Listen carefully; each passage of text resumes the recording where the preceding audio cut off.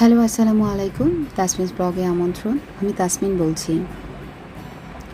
আমরা কত কিছুতেই নিজের সুখ খুঁজে বেড়াই। মনটা যখন খারাপ লাগে তখন একে অপরের সাথে কথা বলার চেষ্টা করি, যার সাথে ঝগড়া লাগলেও সেটা মেটানোর চেষ্টা করি, অথবা মন খারাপ করে ঘরে বসে থাকি। দেখবেন আপনার সারাটা দিনই নষ্ট হয়ে যায়। শুধু দিন না, সামনের দিনগুলো নষ্ট হয়ে যেতে থাকে।